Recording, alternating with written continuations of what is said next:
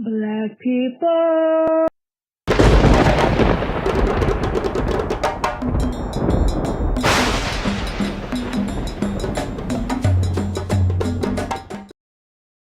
Black people,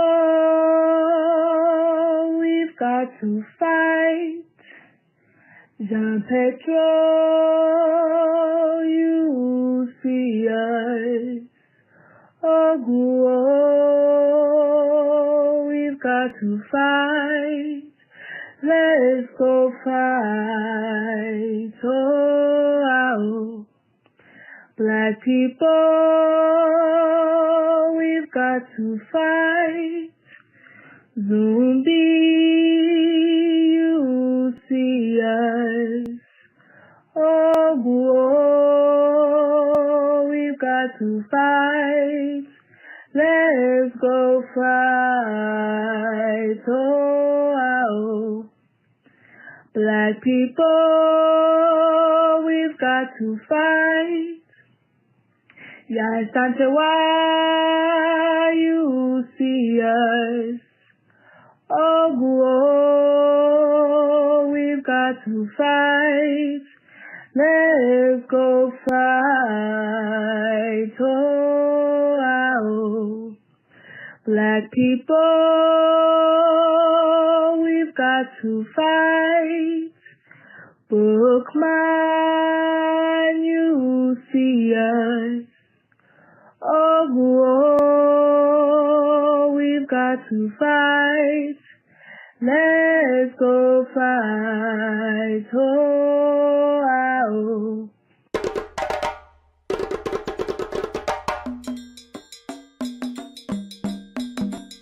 we have to have the courage to construct our own reality. And that's what Garvey was talking about.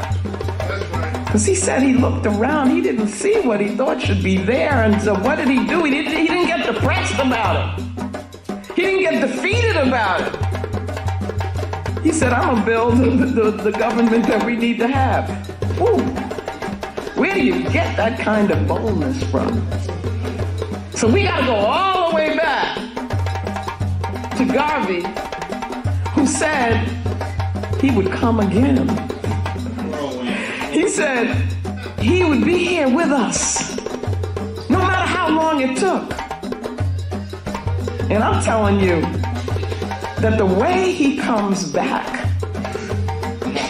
is in our work. Not honoring him in words, pomp and all of that stuff, but honoring him through doing what he did. How many of us have the courage to do that? The man took on the world for us and in our name. And then we come to Sodai. And in this presentation of the paradigm, I'm going to make this like what it is we want to reach. So Sodai is translated clear word in Dogana language. And I use it to mean that here we gain understanding. This is sight with understanding. And it is seeing beyond what just we think we see with this physical thing. It's seeing beyond that. And so we gain vision, because that's what vision is. With vision, you've got to be able to use the imagination informed by the African spirit.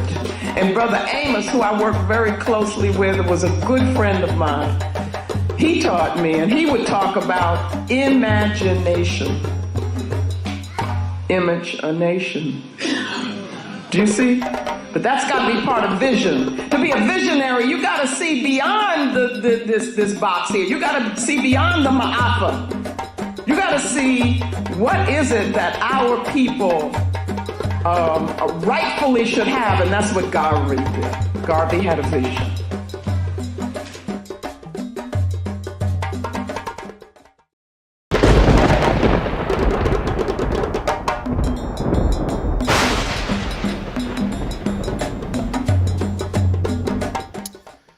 Tena Mwari Be thankful unto the Mother, Father, creative life of the universe. Kudzai Mudzimu Mukulu. We give praises unto our great ancestors. Abibi Tumi, Abibi Fahodi, African power and African liberation for all African people. Ashe, Ashe, Ashe.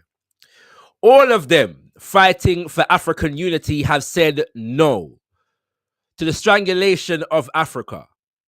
All of them immediately realized that the attempts of the imperialists to restore their rule threatened not only the independence of the Congo, but also the existence of all the independent states of Africa. They realized that if Congo perishes, the whole of Africa will be plunged into the gloom of defeat and bondage. That is further striking proof of African unity. It is concrete testimony of the unity that we need in the face of imperialism's monstrous appetite. All statesmen are agreed that this reality is not debated but fought for so that it may be defended. We are gathered here in order that together we may defend Africa, our patrimony.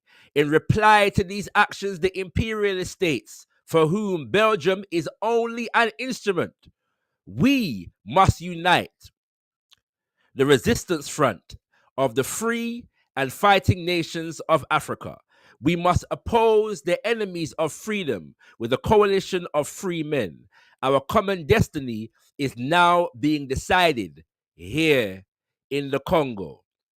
Word sounds of the first prime minister of quote unquote independent Congo spoken, but a few months after his ascendancy to that position, brothers and sisters, in the year of 1960, the month of August, the 25th day of the month of August, brothers and sisters.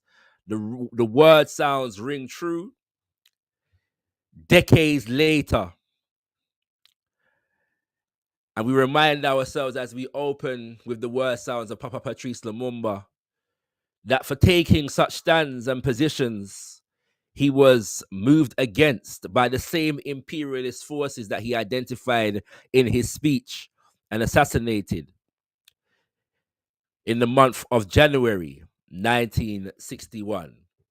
We welcome you, brothers and sisters, to our special conversation this evening here on Kimbunga Media. We encourage you to hit the like button as you come through, raise awareness of this particular very important conversation, the first of many that will take place in relation to the current situation that has flared up within the last month in the Congo. Understanding that that particular escalation of events is but the escalation of an ongoing crisis that has beset the Congo for decades at this point, brothers and sisters. And so it is our duty as Pan-African media to bring you the news and the analysis that is necessary for us to understand what is going on. And we will do so to the best of our ability. We already have our conversation on this same subject lined up for next week. But for now, brothers and sisters, for now, let me initiate this series in terms of explaining what is taking place in the Congo with our sister Francine Mukwaya, the long-standing human rights activist, a daughter of the soil of Congo, a powerful African woman. And anybody who knows her knows that when I say she's a powerful African woman, you know that I am telling the truth. She's a university lecturer and the founder of Kitunga ya Mboka, brothers and sisters, an organization advocating on behalf of our people in the Congo. Let us bring forward our sister Francine Mukwaya. Greetings, Sister Francine. Greeting, brother Shakara. Greeting. Thank you for inviting me. Can you hear Yes, me? we can hear you good, my sister. We can hear you good. Thank you for being here. And you know me, I have to call you Sister Mukwaya. You know what I mean? Because I feel like Mukwaya is the name that it fits Yeah. your energy, you know what I'm saying? And so we give thanks once again for you being here. And we know that the situation in the Congo is a heart-wrenching one, and must be for it's heart-wrenching for all of us around the world, but must be just that much more heart-wrenching for sons and daughters of the soil of Congo. And so we thank you for availing your voice once again to educate us about what is going on. Just to begin, by if you could just explain, and I will supplement what you say with some of the news that we have, but please just explain for our viewers what exactly is going on in the Congo at the moment. What exactly is going on? Thank you so much again for inviting me. Mm-hmm. What's going on in Congo right now? It is another invasion from Rwanda, and Mm-hmm. in 23, which is the so-called rebel group, but practically the invasion of Congo again by Rwanda.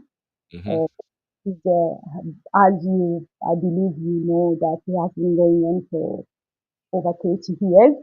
Mm-hmm. So just another one, we had another invasion. Rwanda was supporting rebel groups in 2012.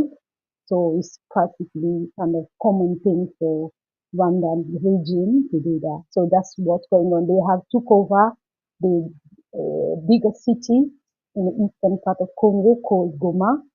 Mm-hmm. Uh, that's the city they have took over. So yeah.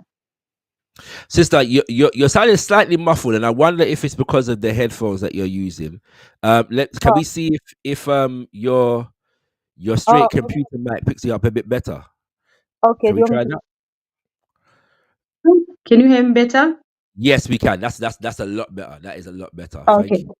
Yeah, Oh, sorry about that. I no was problem. saying that what's going on right now is the issue of another invasion from Rwandan regime, Paul Kagame regime.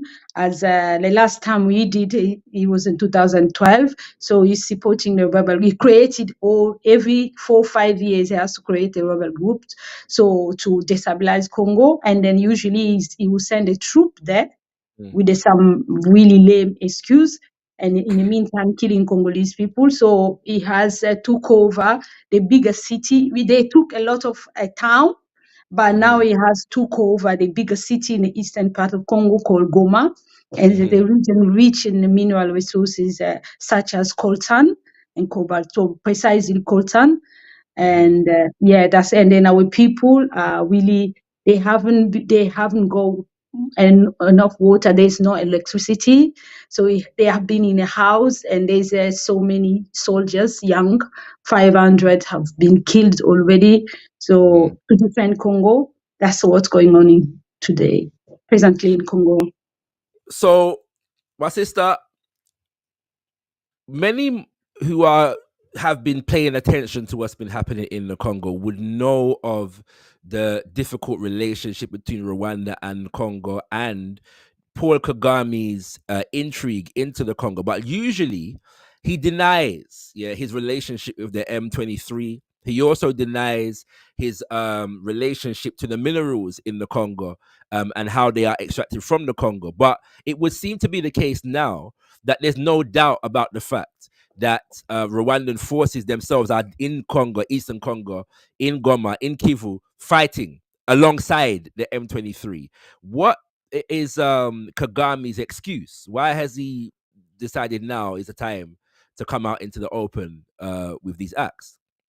In the past, he used to use the former FDLR. It's like the group who left Rwanda after genocide.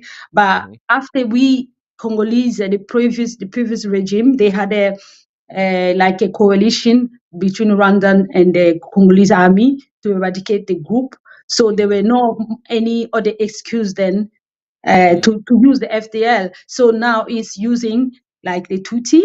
They are Tutsi, really minority. They live in Congo, in Mm-hmm. Dapa, but precisely in South Kivu. So he's using them. He actually been using them. Not all of them. That's like, in a group, you pick those who are sort of. And then also because of that, he's saying, I'm going to Congo to protect the Tutsi. So it's like, as you know, the history, how the colonialists, how they divided Africa like a piece of cake. Yeah. And Yes. if I can give a like example, the Sutu in South Africa and in Swaziland. So imagine one morning South Africa will say, I'm going to fight to invade what a country, Swaziland, to protect the Sutu in Swaziland. Does it make sense? It's Yes. against it doesn't make sense. So it's another new excuse he's using. And then this time around, he sent actually 4,000 troops. And even though there is a report, and he's not denying it anyway. So they have been the Security Council, the UN, they actually sat and then told him to stop. But for some reason he doesn't, and we know why he doesn't, because he knows that they are hypocrite. They are the ones sending him. They are backing him up. So it's in the day they're pretending to be on the Congolese side, but in the night they are the one pushing Kagame, because Kagame has no. They are like a AU gave Kagame a bigger a project to help Rwanda. And that one of the projects is support army, knowing full well that for years, for over 30 years, Kagame been destabilizing Congo. But why are they supporting him in terms of army? UK as well, and same as a USA. So it's a excuse now is using about the tribe. Congo's got 450 tribe. So, and almost all of them are minorities. So it doesn't make sense that they want to ethnic group will be more special. So it is nothing to do. It's just based on mineral. As you know, the war in Congo is economical, and Kagame is a proxy they're using, just like they always use a lot of our African leaders to destabilize the neighboring countries. Yeah. Absolutely. Brothers and sisters may be aware of the civil war and what is often referred to as a genocide that took place in the Congo in the 90s. Sorry, not in the Congo, in Rwanda in the 90s. And that conflict was said to be between Hutu and Tutsi forces. Yeah. And so some of those, basically, because of the border with Rwanda, forces exist, peoples, I should say, exist between the borders of Rwanda and Congo. And so our sister is explaining to us that because of that tense situation, Kagame is using the excuse that that Tutsis in Congo are being violently aggressed. Marginal, Yeah, yeah. right. In specifically in the regions of Kivu and Goma. So is there any truth to those claims, my sister? Are Tutsis in Eastern Congo being marginalized, and is violence being committed against them? No, there is no truth. In fact, the region, like they are more in South Kivu, and also like a simple example after the first invasion of Rwanda in Uganda as well, because we tend to forget Uganda.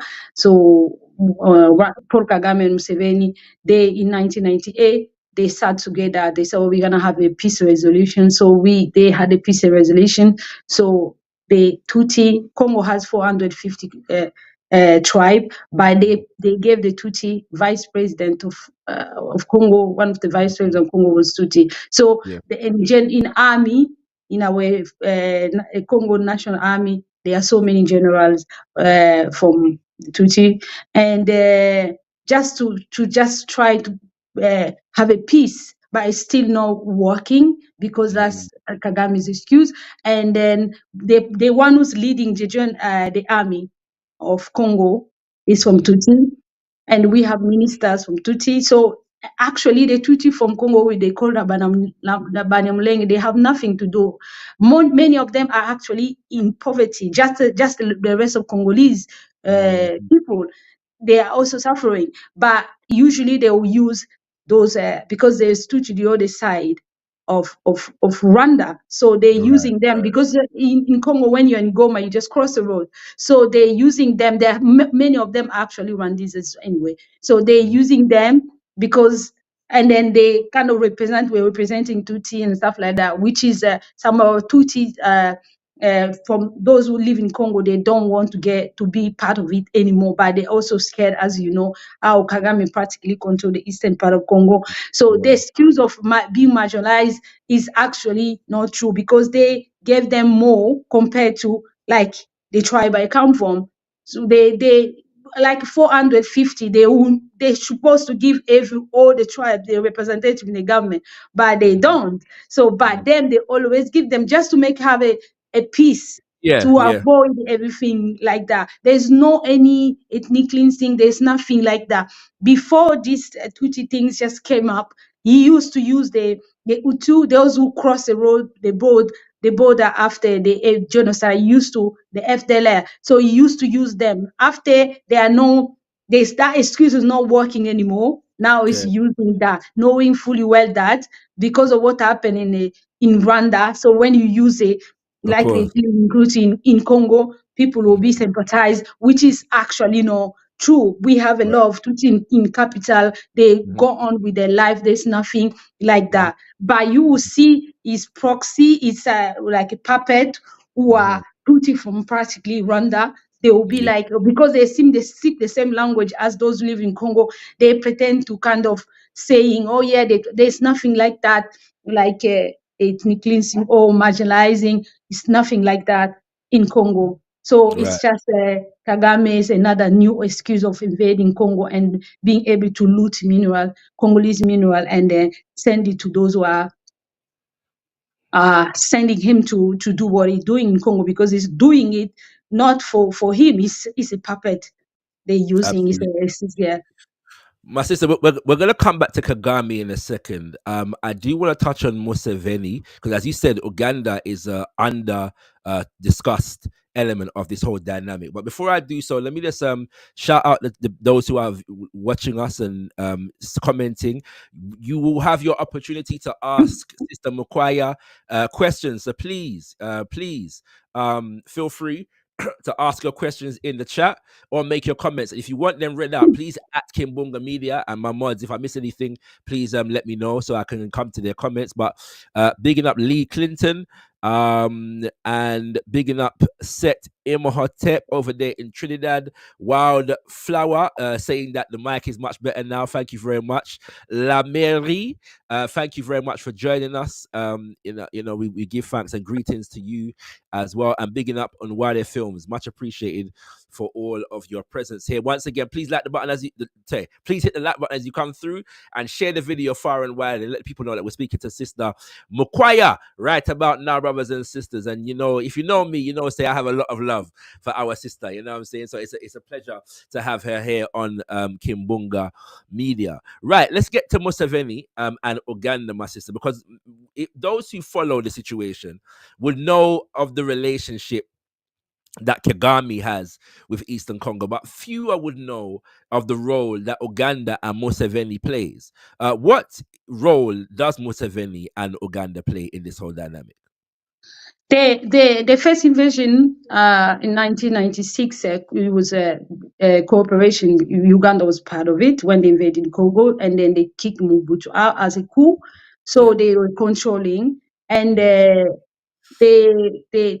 always been there anyway. Uganda's always been there with Rwanda. So Uganda, because we share border as well in northeast precisely, and the Ituri region, still in the eastern part. So he is got a role there, because all of them is the main reason is mineral, Congolese mineral. So the part we share borders, it's got a lot of gold, a lot of it. So it's for him is really important, and the people need to remember that in 2000, Rwanda, when they were after they kicked Mobutu out, they were in Kisangani. It's like the third, I think the fourth biggest city, if I'm not.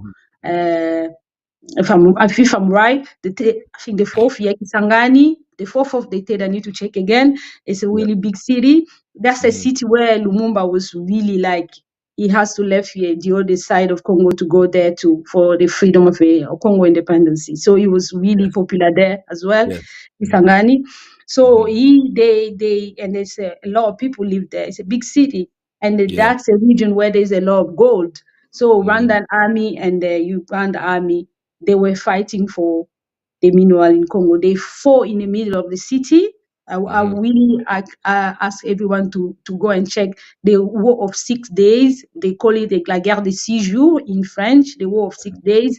So they fought in the middle of the city. Just think about the city like size of London, like with people like that. So they fought, and there were so many, just 2 foreign army fighting in the middle of London. Just put it that way. So they fought and they killed so many Congolese.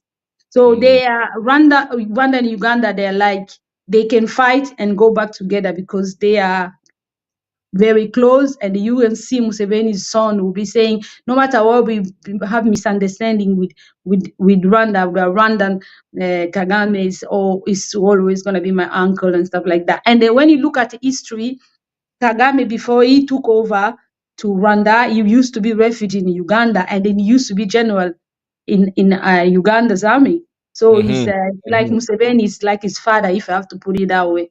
So they are like they are together in destabilizing Congo. The first town they took over Bunagana, and the Bunagana is border with Uganda. So the M22 took over. They were supporting in that part in Uganda side.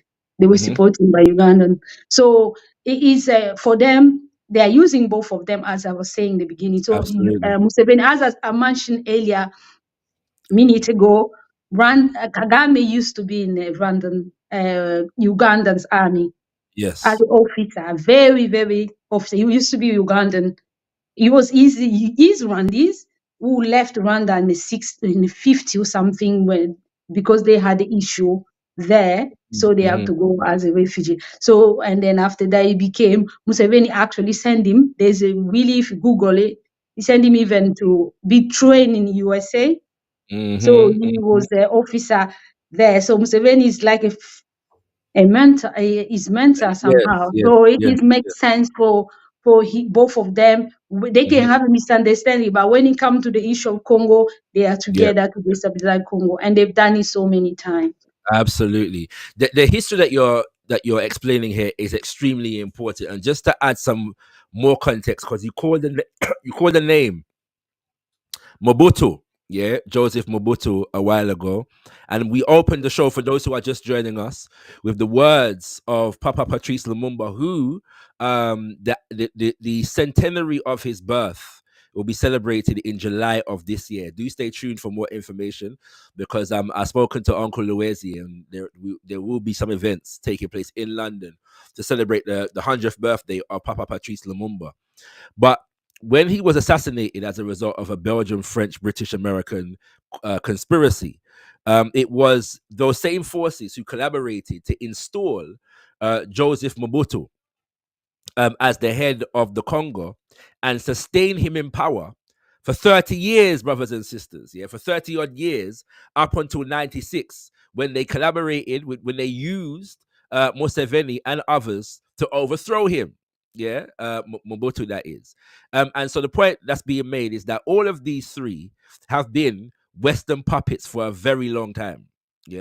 A very, very long time. Museveni has been in power since 1986, and ever since he's been in power, he's been a stooge of the United States of America in particular, and has continued to do their bidding. Okay, and that needs to be said, because a lot of Pan-Africanists, even at the moment, are confused on some of these issues, and are celebrating Paul Kagame, and some are even now, because of some of the things that Museveni is saying, are trying to, restore the image of Museveni as some kind of leader who's challenging the Western world. No, he's been a stool pigeon and a puppet for a very, very long time.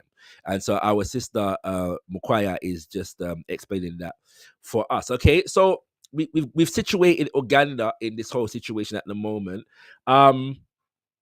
There is some conversation about the extent to which Kagame wants to make the invasion of Eastern Congo basically a conduit for annexing the territory completely and making it a part of Rwanda officially.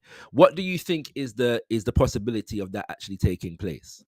It's gonna be very difficult because there is this sort of we may have our Congo may have their own internal issue, but when it comes to unity in terms of their territory, they have this ability of coming together and stand Right. up. And then another thing is you need to know Kagame has this superior mind in his mind. The Bantu are inferior.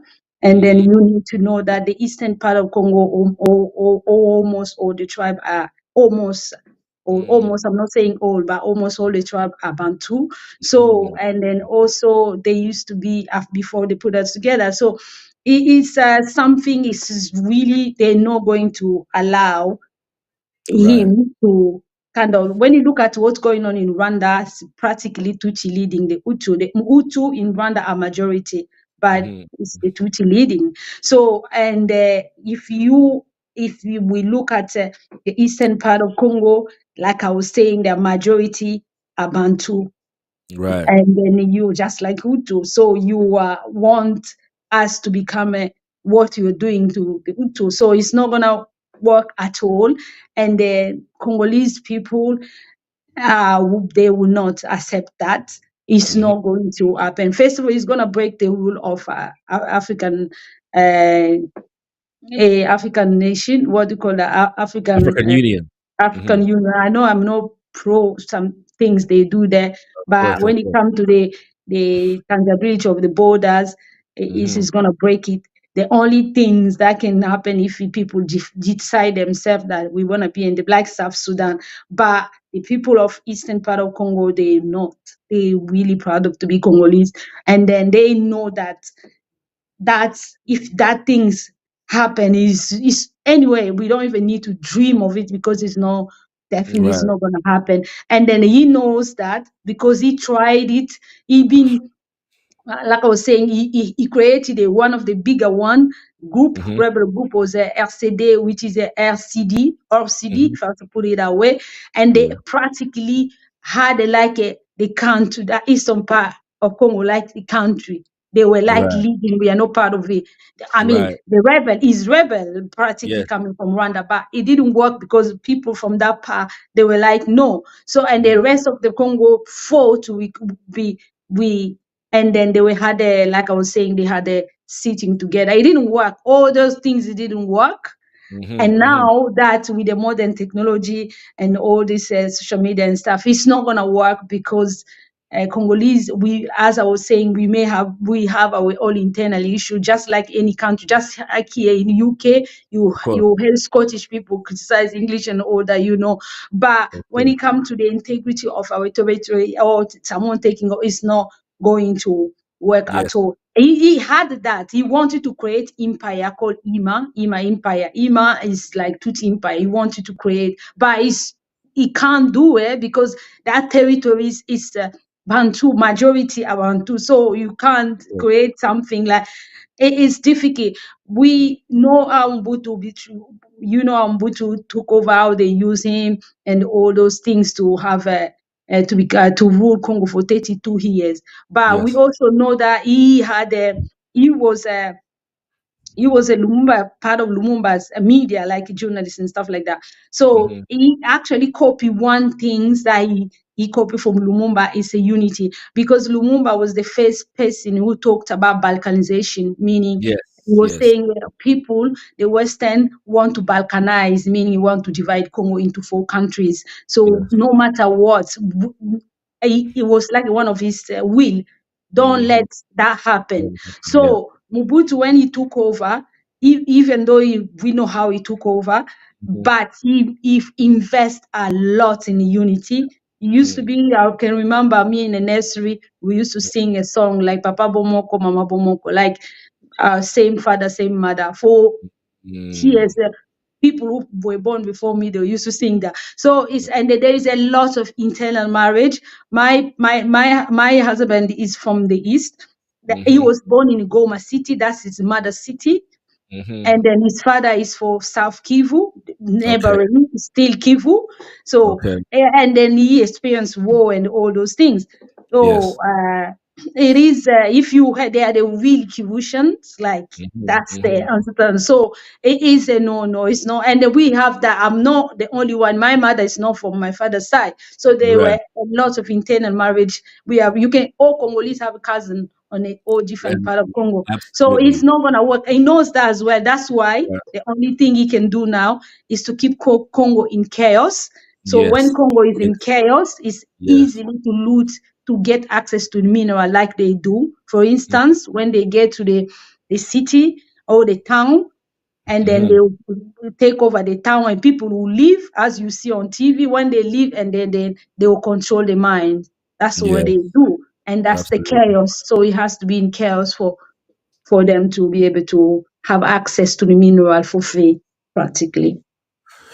My sister, we're going to get into that a bit deeper in a second. Let me just make sure that brothers and sisters understand we're speaking to Sister Francine Mukwaya, who is a long-standing voice and advocate for our people in the Congo. We thank you for being here. We're taking your questions as well, and if you want me to read out your comment, please just at Kimbunga Media. Just put at Kimbunga Media, because I know a lot of conversation takes place between brothers and sisters in the chat. We love that, but we just want to make sure that we get those who want their comments read out as well. So please at Kimbunga Media. A few of you have done that already. I'll come to your comments in a second.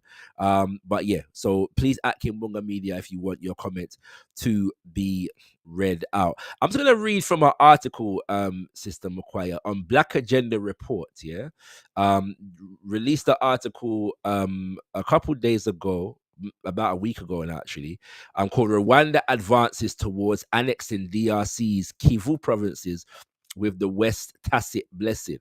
And just on the point of that you mentioned in terms of them trying to treat it like it's their own country, the article reads, the experts also describe the systematic support from Rwanda Defense Force, that's the RDF, to the M23, and Rwanda's administrative control of Congolese territory it has seized, including administration of the mineral traffic from DRC to Rwanda and taxation by the M23. Quote, at least 150 tons of coltan were fraudulently exported to Rwanda and mixed with Rwandan production, leading to the largest contamination of mineral supply chains in the Great Lakes region recorded to date. They estimate that M23 collects $800,000 per month in taxation alone, amounting to $9,600,000 per year. The minerals traffic itself supports rich Rwandan traders and Rwanda's ruling elite. Yeah. And that's important because whereas a lot of the big companies like Apple and Intel are trading with Rwanda for these resources, it is well known that the majority of these resources are not produced in Rwanda. Rwanda doesn't have massive reserves of coltan and all these other resources. So where are they getting it from? Even though Kagame denies that he's getting it from Congo, it's known that he doesn't have it in Rwanda. So where is he getting it from? So we see that they're not only appropriating the resources, but they're subjecting the people in Congo, in those cities, to taxations and the companies that are operating there for the sake of being able to extract those minerals. I do. You can feel free to comment on that, my sister. In fact, let's actually deal with that a second, because I know it. For those who are very, very new to the topic, the issue of the resources might not be, as apparent to them. Yeah. So what is the focus on these resources, the tin, and the coltan, the cobalt, and these other resources in Eastern Congo? Why are they so important? Yeah, when we look at the coltan, we need it for Congo is the biggest producer. I mean, technically, until Rwanda's kind of looting Congolese mineral, using chaos and instability and war. But Congo is the bigger producer, and when we need a coltan for our phone, our game, all the modern technology, we need coltan. Yes. And then Congo's got a lot of mine in eastern part of Congo with a lot of coltan. Yep. And then we need cobalt for our electric car, and then all this space, all this billionaire using space, we need the cobalt. So every environmentalist people who are like, we're protecting environment, we're buying electric car, they need to remember that the big Congo is the bigger producer of cobalt. But when you look at the even plain, so we have copper, we have diamond, gold, and then now even water. The war in Congo is practically everything. And then we have the second biggest forest after the second biggest rainforest after the Amazon. So they are looting up, cutting the trees and stuff. So everyone is getting a piece of Congo. But everyone loves Congo, but everyone doesn't love Congolese, if I have to put it that way. So which is really sad. So all those minerals we need, we know the importance of diamond, we know the importance of gold, and then about the modern technology is what, if you are controlling the modern technology, is what leading the world. And then if you have coltan, it's so important for our phone, like for charger, laptop, and all those modern technology we need it. And cobalt, again, as I was saying, I mentioned earlier, we need it for electric cars, and all the people are doing the space, even plane, TV, all the technology, practically they need Congo. And so for people, they want to get it, they want to get access it for free. So instead of dealing with Congolese, just like people go to Dubai and all those Arabic countries to trade their oil and stuff, they're supposed to do that in Africa as well, precisely in Congo, but they don't want to do it because, like I always say, so Congo mean free Africa, meaning free of all African in diaspora as well, but they have to keep it in instability. And I'm not the only one who said it. People came before me. Frank Fanon said it. Former president of South Africa, Thabo Mbeki, said it. A lot of people said it. Even the one who was president, I'm not really support a lot of things about him, Barack Obama, but he was president of USA, meaning he knows the secret. So he said it. You want to fix the problem in Africa, fix the DRC, so fix Congo. Absolutely. So people need that, and they need to get it for practically, they want to get it for free, and putting Congolese into a bestial, into a absolute poverty that no one can actually explain, and a lot of killing as well. More than 6 million Congolese have lost their life. More than 50,000 women have been raped. So, and at least the number is still going. She's going up. Still going up. Brothers and sisters, I tell you this: if you really want to understand the politics of Africa and the Black world, Pan-Africanism, one of the best things that you can do is study the history of Congo. It will teach you a lot, about the operations of Western imperialism. For example, we speak about 6 million having died. Let's not forget that King Leopold killed somewhere between 10 and 20 million, something in the region of a century ago in the Congo. So the Congo has been suffering, for a very, very long time. And just to add to the resources that our sister mentioned, they have something called 3T, which is tin, tungsten, and tantalum. Yes. And all of these are very much used in electronics. They're very important as far as aerospace and America's space missions that they're trying to develop at the moment. Elon Musk and all his activities in relation to Mars, all his aspirations, they require resources from the Congo to make all of that happen. We're going to come back to that point in a second because that's important to note. But I do want to get a sense from you, my sister, whenever we have these kind of conversations about Congo, about Haiti, about Sudan, anywhere, I do like to, because it's very easy to get caught up in the macro and the broad political thing, which is important. Let's not deny that that's important. But it's also very important to connect with our people on the ground. And the voices of our people, what our people in Goma are saying, what our people in Kivu are saying, experiencing, how are they resisting? What can you tell us about, what's coming from the voice of the people on the ground? The voice of the people on the ground is the voice. People on the ground are really tired. They just now, before we used to blame only the government, obviously they have a part of it. They are part of the issues.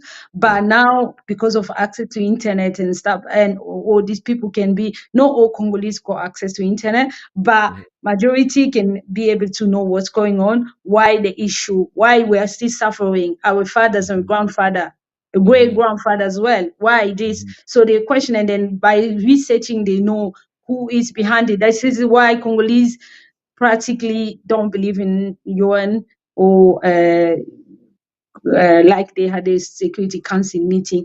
A lot of Congolese were like, I'm not watching that because there's nothing. They will be saying we are preoccupied. Preoccupied. That's a main popular word in Congo now. Like, nous sommes préoccupés. They are preoccupied about what's going on in Congo, but they never do anything. They don't sanction Rwanda. But when Russian invade Ukraine, everyone else they sanction Russia. So right now in Congo, people are really blaming the leader, Felix Tshisekedi. They're like, we no one cares for Congolese people. For us, you have to, when you go into power, you're supposed to invest in army. And then instead of stealing money and stuff, you're supposed to, or people around you stealing money, you're supposed to invest in army. So they don't really expect, and a lot of Congolese is like, our freedom will come from us first. And of course, Lumumba say there will always be people from outside, the friend of the Congo, like you, my brother, they will be there to fight for Congolese, like your father, who I really respect a lot, Father Mbandaka. So yeah, so there will be always people, but people will come if we Congolese are like we stand up for ourselves and we educate the people like what we're doing now. So anyone who's watching will be like, oh, I don't support injustice like this. Why I'm pro-human. I'm not going to accept this. I'm going to stand on side of Congolese. So yeah, Congolese on the ground overall, they are really, we've been with Congolese is a human who is very resilient. We are very resilient. We what we've been to. When you look at, you talked about King Leopold II. So when we go even far from that, when it was Congo Kingdom, you look at how we fall part of, because we were part of a country with Angola and the Congo Brazzaville. So you watch the Queen Zinga story, I think in the Netflix. So before he accepted slavery, she fought for years, but she couldn't. But that spirit is still there. And then we have King Leopold II. We experienced more than 20 million he killed, but we still stand. We still rise. So we have this sense of a resilience in us. And then when you look at the space, like most of Congolese, a lot of youth, a lot of them, they are in X now, Twitter. So because you can get it's easily to communicate, do the space compared to Facebook and Instagram, because of how Facebook and Instagram sometimes they kind of reduce if you're stalking things, there is no much freedom there, things. Yeah.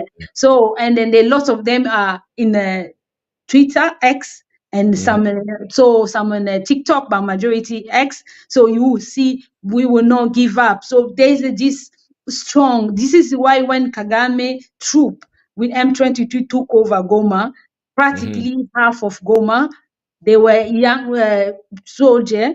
They are majority of our army are young. The new one, they are not even the people they will continue to fight. Right. They were fighting. At the end, obviously, we knew they're gonna lose because of Kagame sent the very like a special troop against the people, and then he has killed 500 Congolese soldiers in their country, fighting for their country. So that's the spirit. This is why Congolese are like, they are still like, the spirit is like, we will not going to be Kagame's slave. We will not accept like him is using Nanga. Nanga used to be, he's a Congolese, but they are saying we're not going to accept that. We've been through that already, and we know what happened where we were there. Because in 2012 they took Goma as well. They took Goma in 2012 for a couple of days Yeah, yeah. before the year. So it is they've seen it, they experience killing, they know mass graves. So, but even at that, they like we will not. A lot of Congolese is like we not. I know we have our own misunderstanding. We don't support. Like me personally, I don't support the regime in place. But Yeah. as a Congolese, when there is an invader coming to the country, we all coming together. We need to put Absolutely. our like fight and then Yes, raise the awareness of our people, because it's easily to be manipulated. They can be manipulated easily. But overall, to answer your question, Congolese they are still standing. They still believe that things is going to change, and they don't believe in anything Kagame could come or say, because he has done it before, and then All he right. will fail, because our fight is a justice one. We Yes. didn't play any role in Rwanda genocide. We just victim of being victim of having minerals in under our Absolutely. bed. We just a victim of opening our borders to people, and the border we open because they impose us and from UN to open the borders, and today we're paying the price. Absolutely, my sister. Thank you for that. And we're gonna be speaking to a lot of Africans, many of whom are Congolese, around the world, who are parts of different organizations who are advocating on behalf of the people of the Congo. I'm gonna ask you near the end of the conversation about places that people can go and or organizations that are underground in the Congo that people can support in relation to these issues. Yeah, because we often forget that there are people underground who are also resisting. And so you mentioned there are some people who are utilizing social media. Feel free to give us some of their links and so on and so forth for their tags, and we can get to go and find them. Well, we'll do that in a second. I want to ask you though, because it was announced last month that the Congo government, or last month or earlier this month, that the Congo government is actually taking Apple to court. Apple is one of the companies, brothers and sisters, that is most guilty of building its wealth off of the destruction of the Congo and the appropriation of the minerals of the Congo. And so, to what extent is this escalation a response to that particular court case? And do you know what's happening with that court case at the moment? At the moment, with the issue with invasion and all this, I think the government in Congo, all the focus is an invasion of the country. So at the moment, what I saw there, I was all Congolese were like, okay, let's see what's gonna happen. But at the moment, the focus is on what's going on in the eastern part of Congo, because 2 million people just in a Goma city, 2 million people live there, 2.5 million people live there, and North Kivu is like the size of I think I had Gabon twice, if I'm not. I mean, it's kind of big. I mean, the territory they are controlling, they're not controlling all North Kivu region. They're controlling the territory they are controlling is the size of Gabon. So, and the focus, there's a lot of people. There are Congolese there who are the focus practically is there more than the court issue. Yeah. They took them to court, but the focus is there more than, because it does make sense that they have to put the focus there, because the M23 and Kagame plan now, because he send is a puppet, that the plan is to go to Kinshasa, to the capital, and the way the things are going, they are heading to a neighboring province, and that's exactly what happened in 1996. Yes, People yes. didn't took Mobutu didn't took it serious until they will start going province to province to province to province to province. So Right. the important things for, even if you were president in Congo, the most important thing right now is to save the life of Congolese. Because in 2012, after when they took over Goma, after we took a couple of days, the Congolese army were managed to took Goma back. They found in the region, the town around Goma, they found a lot of mass graves.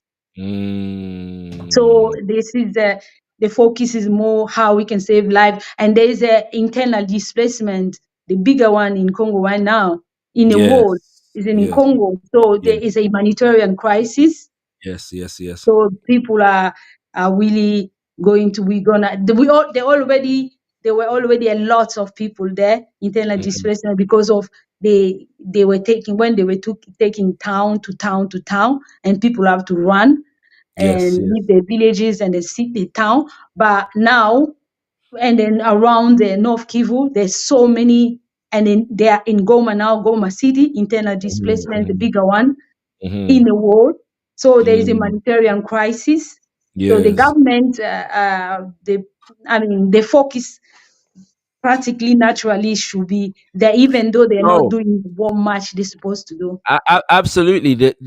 It's interesting that you say that though, because my first question in relation to that was how to what extent was It's related to Kagame's this invasion. role. Yeah, because it seems to me that if you wanted to distract from the court case, the perfect thing to do would be to invade, and make sure that the government is caught up with trying to protect the nation, so to speak. Even though the government's obviously been doing a very poor job of that in general, but an invasion is an invasion. So it would seem to be the perfect distraction in that regard. But just to let people know Exactly. that Exactly. the government of DRC has filed a case against Apple, and obviously, it's slightly different when a government takes a company to court, yeah, and it will be a dangerous precedent to set if African nations start taking Western corporations to court for their crimes on African soil, because there are a whole lot of companies, yeah, that are going to be guilty, yes, of some crimes if that precedence takes hold and more African nations begin doing that. I'm going to read some comments from the chat, brothers and sisters. Baba Senghor says, appreciate the clarity being shared, listening to intensively. It's a shame the divide and conquer is still going on to steal land and resources. Bigging up Ola Eshu in the building. Big up my brother who says Rwanda is the Israel of Africa. Mhm. That's a very relevant analogy if you understand the role that Israel plays in the so-called Middle East, and the role that increasingly Rwanda has played in Africa. In fact, when recently Israel made a play to become members of the African Union, yeah, and they did so by trying to get observer status within the African Union, and all of the nations in Africa denied their request, with the exception of Paul Kagame in Rwanda. Yeah, that's a fact. Yeah, you can check that out for yourself, brothers and sisters. So the idea that Rwanda is the Israel of Africa is not a completely it's a very relevant analogy and a very relevant comparison there. Thank you, Ola Eshu. Yes, my sister. So there's a couple more comments. 1 second. Set says they got more population in one city than we have in all Trinidad and Tobago. That's true. Yeah, Congo is extremely big, but my sister, even with the size of the Congo, because people like to talk about overpopulation in Africa, like is Congo overpopulated? No, the Congo is the size of Western Europe 4 times. Exactly. So it's the size of Western. It's the second biggest country, in Africa after Yeah. Algeria. I think Yes. it's the 10 or 11 or something like Yes. that in the world. I think Yes. 11. I need to Massive check again. country. So it's a Yes. massive country. Practically, Yes. you are taking, like Poland. I mean, let me put that in UK, Mm-hmm. France, Portugal, Italy, Yes. Spain, Yes. Germany, Yes. Belgium. Yes. The simple example is take Belgium multiply by 80. That's the size of the Congo. Exactly. Exactly. 80 Yeah. Belgium. Right, you know, so massive So, country, sizable population, but even the population is not big enough to overpopulate the no, size yeah, of the we are country. 100 right Yeah, now. Is 100 right, million people. right. The, You know what I'm the saying? So, country is so big. It's not. There's a space. It's not overpopulated. There's a right. space and the land, and then it's not really overpopulated. It's So very, very, very big.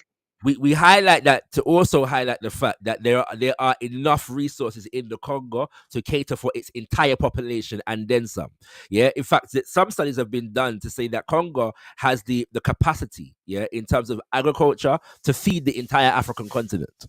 And Yeah, also to light electricity, To- to give electricity to Africa and Eastern right, Europe, exactly. but Yeah, via Inga Dam. exactly. So, and Mhm. even in the speech that I began our show with today, with Papa Patrice Lumumba speaking, he speaks to some of that in a way indirectly, where he's talking about the unity of Africa and the role that Congo plays in that, and the fact that there's going to be a center of this African unity project in the Congo itself because of its strategic benefit, yeah, to the African continent. The Asante for Kwame Nkrumah understood this. That is why he was developing a relationship with Lumumba at that time, brothers and sisters. And I don't want to go into the big history lesson today, but it's important that we understand these things, because that is the reason why Congo has been under attack, yeah, for well over a century. If we just talk about the colonial period, let alone what came before that, brothers and sisters. I'm just checking if there's any more comments here, and we're gonna move to our close, brothers and sisters. Yeah, we're just touching on this today. As said, for those who are just joining us, we're going to be doing a number of shows on Congo. We already have our guest sealed up for next week, and so I will be announcing that soon. But brother Vava Tampa will be here, and Uncle Lowezi Kinshasa will be here, brothers and sisters, to break it down even more in terms of what is taking place in the Congo. We have to stay on top of this as Pan-African media. There was something I was going to come to, and it's just slipped my mind. So what I want to look at, though, whilst I'm remembering that one, is what you touched on in terms of the sanctions and the UN, the United Nations. Yeah, what has the response of Britain, America, the United Nations, what has it generally been to what is taking place in the Congo at the moment? They usually say they are preoccupied. We are Mm. preoccupied with what's going on in Congo. That's the popular sentence, the Yes. popular word. We Yeah. preoccupied with what's going on in Congo. And recently, I mean, it was 2 days ago. I've seen Germany say that they're supposed to have a meeting to do with aid. People tend to forget that Rwanda's economy depend 40% on aid. Yes. And Yes. why they giving Rwanda a lot of money like that, 40% of the budget. So Mm. because there he's doing a dirty job by killing his own African people in Africa, in Congo. Yes. So and then they say they're not gonna have a meeting about the Germany part.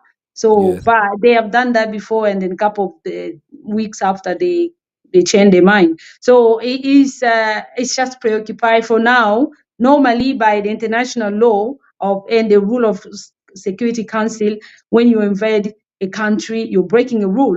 You're supposed to Yes. be sanctioned, just like they did to Russia, but there's Absolutely. no sanction. It's just that we are Absolutely. warning.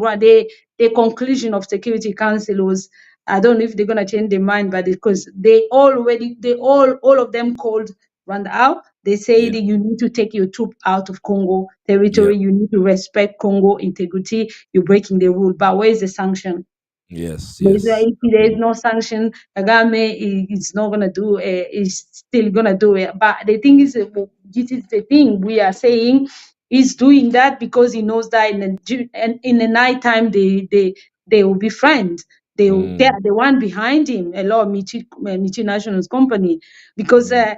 Rwanda is very tiny. You can actually visit all Rwanda in one day, just to tell you Mm. that it's not really big country. Big country. And Yeah. yeah, and that why there's no sanctions. So the Yes. result of the Security Council practically overall is asking Rwanda to to take their troop out of Congo. and they're asking Congo to go have a dialogue again with Rwanda. So it's but Congolese people are asking the president that we don't want dialogue anymore. Let's just go to war, because maybe that's the only language Paul Kagame and Museveni as well, because I need to add that maybe that's the only language they know, because Kagame used to be rebel before he took over Rwanda. So one of the dynamics that we need to highlight is the fact that the M23 and the Rwandan quote unquote defense forces, their arms and their military equipment is far beyond that which the Congolese National Army has. Yeah, the arms that the Rwandan army and M23 have, they have more expensive, more state of the art arms, yeah, than even the Congolese army. Touching on my last question, what has been the response of the African Union, the AU? What is their response to this particular situation? There's nothing you can expect for AU, because AU is sponsored by the law of Western country. So I mean, what you mean African Union? They just said, actually called, they didn't even mention Rwanda invasion, even though there's an expert who there's a proof that the invasion, and himself is accepting it, but they didn't say anything. They just say Congolese, the M23 are Congolese who are fighting for their right. That's what they said in the in the report, and they asking Congo to sit down with them. But Congolese government have said we can't, because we've done that. Even the previous president before us, since 1998, we've been doing that. It's not working. So and then how you recognize M23 as a political military group? This is what they call M23. But M23 are rebels. You can't call them political military group. It doesn't make sense. That's what our African Union actually called M23. So there's as you know, the people who created that organization, which happened to be it started in Ghana, the conference, and Papa Kwame Nkrumah and President Lumumba attend that meeting. And so they had a very good idea. It was a good vision for Africa. But today it is a club of not all of them, but majority is club of dictators. You crush me, I crush you. So kind of like they're protecting each other. And you will notice that many of them that they don't have a say if the Western are the ones sponsor the organization. So what are they, if the Western countries, or let's say UN Security Council, are saying this, they're definitely going to follow that.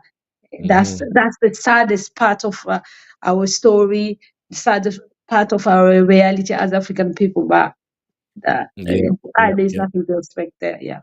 Absolutely, my sister. And I've remembered the point I was going to come to, which is what you mentioned. I asked you about the minerals, and you mentioned it in terms of all of the technology that we use, and including the technology that is allowing our brothers and sisters in the Congo to use Twitter and TikTok at the moment. Yeah, to say that we're still fighting, including the technology that is allowing us to have this conversation at the moment. Yeah, and that is an uncomfortable reality, a very, very uncomfortable reality. And there are ways to negotiate that reality, but somebody watching has drawn that connection and is saying, well, what do we do about that? Should we throw away our mobile phones and our laptop computer? How should we negotiate that reality as African people? We need to trace where the mineral coming from. We don't need to kind of support the mineral containing blood. So it's difficult to trace it. The only way out is to have people, if you wanna come invest in Congo. There is a human resources. Congo is very young. Majority of Congolese people under the age of 18, meaning that it's a very young country. UK is 18. Congo is adolescent, is about 12, the medium age. So just to tell you, our Congo is a very young country. So and come and invest. When you come to you invest in Congo, in the mine and all that, that means the mineral is not going to contain blood, because it's going to be able, people gonna be, of course, it's still gonna be corruption here and there, but it's not gonna be making killing people to get access to the mineral. That will be people coming investors coming and they sign a deal with the countries, if you have to put it that way, because it's controlled by the Congolese government, central government. So, Yeah. and that meaning when you are buying your phone, you know it's coming from not for killing people, not for raping women. It's coming from, just like if people go, or the investor go to Dubai, to all the Arabic country to invest in oil companies and stuff. It has to be that way. Not when it comes to Africa, it has to be bloodshed. So that's the only way we can do that. Because if there's still instability, that means include me, all of us, our phone contain blood. We are kind of supporting blood. So the only way to stop it is to raise awareness about what's going on, to educate people what's Paul Kagame is doing, how they're using him. So educate people about the economical war in Congo, and then propose, give people solutions as stop the war, stop sponsoring proxy a neighboring country, go to Congo. Congo don't eat coltan. Congolese don't eat coltan. They don't eat gold, diamond, cobalt, tin, all that. They don't eat it. So come and invest. And the people, we will create a job for our people as well. Yes. And that will be not using young people, because most of the time they use young people, really like 5, 6, 7, 8, 9, 10, those young people.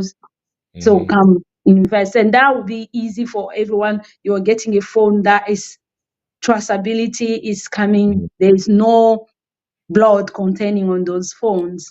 That's the solution. So yeah, there are no easy answers, and maybe I need to do a session on this, because there's certain things that I've learned and I do, which is like buying secondhand things that you're not continuing to feed the direct industry, them kind of things there. There's little things that people do which I think are important for us to know. So we'll probably do a session on that at some point. And there's probably things that I don't do that I need to know about. So we'll go into that a bit more deeply. Brother, we're going to wrap up soon, brothers and sisters. But Brother Set Imhotep says, invite the sister back if possible. She's really informative. Thank you very much. My brother, he has another comment where he says, we'll have to disagree. Rebellion and revolution are necessary. Political. Don't know if maybe something is being lost in translation. I'm not sure if you'd if that would be a contradiction to what you said, sis, but our brother is saying that we will need to rebel against the system, so to speak, as it stands, in order to really solve this problem. As it stands. What are your comments on that, Sister Francine? Yes. Say it again. No, I'm asking if you agree that we need to rebel against the companies, the corporations, the governments, and so on, who are guilty of these crimes. What I would say is, it is as when we the answer I'll give it based on example. My answer will be like when we look at Burkina Faso, they were not able to control the gold. Today they can be able to control the gold. It's to have a very good visionary leadership, because we can rebel today. It's a good idea. Okay, let's rebel, a rebellion, and after that they will put someone, because that's what has been happening in Africa and in Congo precisely. They will put someone there, and that person is not for the people. Right. So the system remains, and we have this fake democracy, which is not really democracy. That's for the interest of the people. So it's best to have a proper leadership visionary. Someone is put the interest of Africa first, the interest of Congo. Yeah. And then from there, if the person is very visionary, that person will be able to have a system that match with the reality of the people, culture, taking into account culture, tradition, and costume, all those things, because we tend to kind of pull our traditional. I know you are into traditional and to spirituality, so we need to take into account all those things.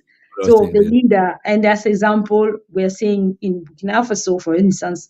So they are they would have rebelled and then take over all those mine in Burkina Faso, but things wouldn't change, because if you have a puppet leader, things won't change. You won't do the bidding of the people. So the problem is the system to change for us to be able to rebel, to kind of kick out those who are controlling our mind. We need to have a very good leadership around us. So that Absolutely. will modify a lot of things in place. That's things have been put in place since colonialism. I have to put it that Absolutely. way. Give thanks for that. And so finally, let us let us know about who do we need to connect to, whether it's social media wise, or what organizations or groups on the ground should we be paying attention to in relation to who is in the Congo resisting, assisting, people, families, women who are subject to sexual violence. Who are the people that we need to know about? The first person I'll practically ask is there is this organization I found called Team Congo. They are in Instagram. They are really helping the internal displacement, Team Congo. And if you look at, there's so many organizations in Instagram.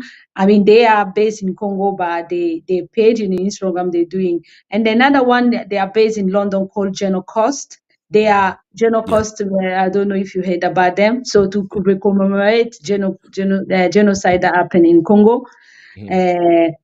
So they are Congolese people they grow up in London, in England, but they create a movement that has been really recognized in Congo, even in the government, in Congo in general. Right. So, and then Genocost, if you type it, you will see them. And then we have I think brother, what his name? He's in Instagram. I think you followed him as well. I cannot forget his name. Chakaba. I think he does a lot Shaka of Bars, good things. Shaka Bars, yes, He yes, does a yes. lot of good things. We need to. It's so important to support people. If today you go down, you go on the ground in Congo, whether in Ghana, we need to support you. So he's kind of, then the place he goes is a little bit risky. So people doesn't understand that it's really. Sometimes I ask myself, he's brave because it's really, really. And now I saw in Instagram, he say they school their belts and their houses. And a lot of those children, they are left because of the instability. They have to move to another place. Yes. And they are living in, like, it's so sad. So that's the organization you can support. And then in terms of movement, like we have organization called Lucha. They are practically in all over Congo. And then Lucha is spelled Lucha.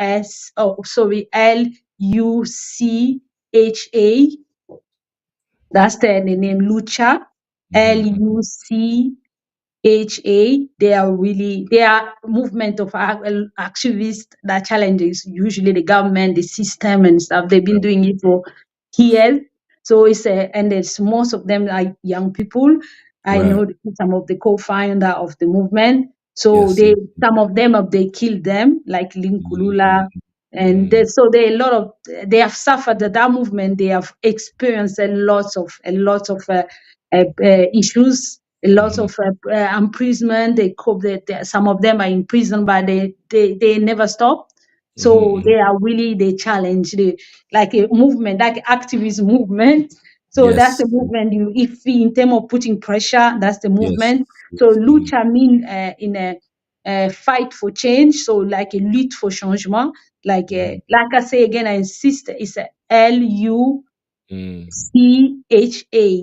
So if you Google them, you go to X, you will see them. They do a lot of report. They do a lot of good stuff to do with or to challenge a lot of multinational companies as well. So it's so important for us. And then John Cost, they are based in London, but they do a lot of things on the ground as well. So John Cost is in London. So you can, of course, you can support us as well, me and Yeah, but I do support those organizations. Of course. So find Francine Mukwaya on Instagram. Just use her name. You know, you'll find her. Or anywhere on any social media, you'll find her. And she's always speaking. She's always active.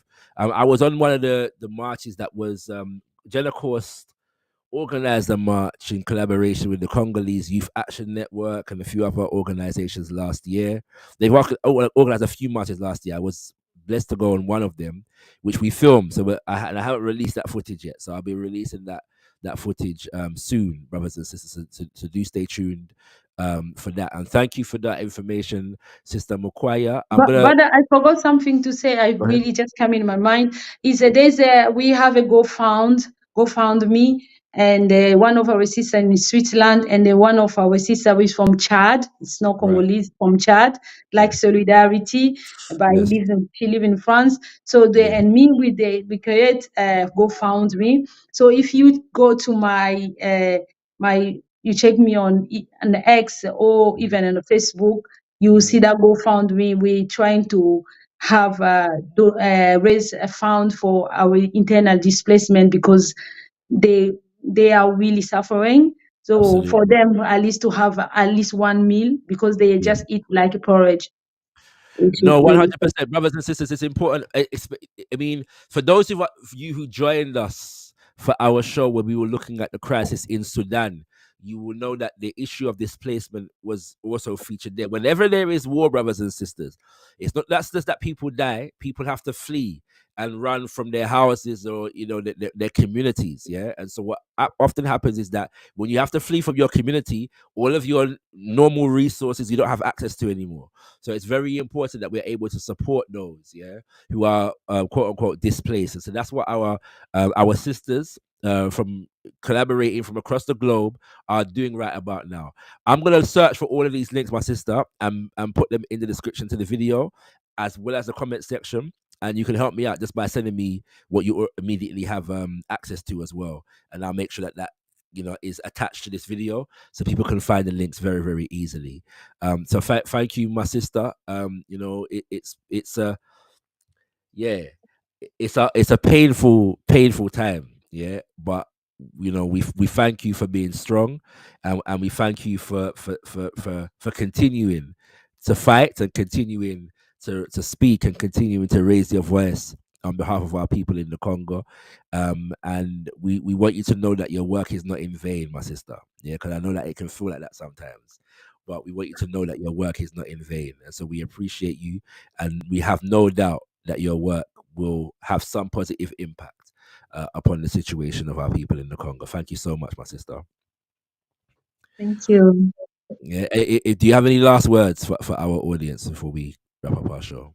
What I'm going to say is I'm going to ask everyone that if you really care, I like to end my speech most of the time about the issue of Congo and Africa and everywhere there is injustice. Is if you care, in this case it's Congo, if you care about children, you need to say something about what's going on in Congo, because most of the people who are dying, fleeing war, are young people under the age of 5, and some of them are dying also because of malnutrition. The parent can't access their land, their farms, because many are agriculture, so farmers. So if you care about children, you need to say something about Congo. You need to be moved. If you care about women, you need to say something about Congo, because women the war in Congo is not just playing on a mind, is also playing the Congolese women body. So you need to say something about that. If you have a niece, you have you have a mother, an aunt, and grandma, you need to say, because more than 50,000 women has been raped. It doesn't has to be like that for us to get access to the mineral. So you need to raise awareness, sensibilize people wherever you are. If you care about environment, you care about our land, forests and stuff, you need to say something about Congo, even water, rivers, because the next war in Congo is going to be war of water. So if you care about all those things, you need to say something about Congo. If when you are driving your car, whether electric or we're touching our phone, we are buying our new phone, you need to remember Congolese. If you're a singer, sing for Congo, spokesperson, whatever job you do, raise awareness about the injustice that going on in Congo, because Congolese people have suffered. They deserve at least a better life. They deserve the parents deserve to send their children to school without being scared that they will be killed or they will be taken to armed groups. So you need to raise awareness about it. The freedom of Congo means the freedom of Africa, and the freedom of Africa means the freedom of African people in diaspora. Thank you so much, brother. Thank you, my sister. Thank you very, very much, brothers and sisters. That's been Sister Francine Mukwaya. And you know what? If you want a little more of Francine Mukwaya's energy, you know, we've been releasing the clips from our event with Brother Kemi Seba, at which Sister Francine spoke. Yeah. So if you want to get the real Francine Mukwaya, you have to check in Monday to hear our sister speaking at that particular event. So you can get more from Sister Francine Mukwaya this coming Day, Monday, the 3rd of February. My sister, we'll see you again soon, no doubt. And so thank you, my sister. Take care and have a good evening. Brothers and sisters, that has been Sister Francine Mukwaya, the powerful, the one and only. I really do appreciate that, sister. And so, we have to deal with these things, brothers and sisters. Yeah, our people in the Congo need our voices. They need our institutions, and Kimbunga Media is one such institution. We want to let you know that next week we have a couple live shows, one of which will be addressing Congo, and it will feature Brother Vava Tampa and Uncle Luwezi Kinshasa. Yeah. And so both from the Congo, they'll be here to expound even more upon the situation in the Congo and give it its historical context. We will also be speaking to Mama Chenzira of UNIAACL fame, and she will be breaking down certain aspects of neocolonialism in the Caribbean as it relates to the U.S. Virgin Islands, brothers and sisters. But for now, let me just say unto thee to please pay attention to the organizations and the links that our sister Mukwaya referred to. We will do our best to post them in the description to the video, as well as the comment section of the video. Let us connect our Pan-African world through the organizations that are advocating on behalf of our people. It is impossible for the people of the Congo to solve this particular problem by themselves. The people who are causing this problem are a conglomeration of Western forces, Western powers, Western institutions, Western governments, and Western corporations. And the only way, brothers and sisters, to neutralize them is to match their power with a united conglomeration of African institutions, African forces, African governments, and African cooperative businesses that are working on behalf of our people in the interest of our people. I say that to say organization needs to be the watchword and the operative word of our activity. And so one way that we can do that is to support the organizations that already exist. That is extremely important. And with that, I say unto thee, Tendai Mwari, we thankful unto the Mother, Father, creative life force of the universe. Kudzai Mudzimu Mukulu. We give praises unto our great ancestors. Abibi Tumi, Abibi Fahodi, African power and African liberation for all African people. Ashe, Ashe, Ashe.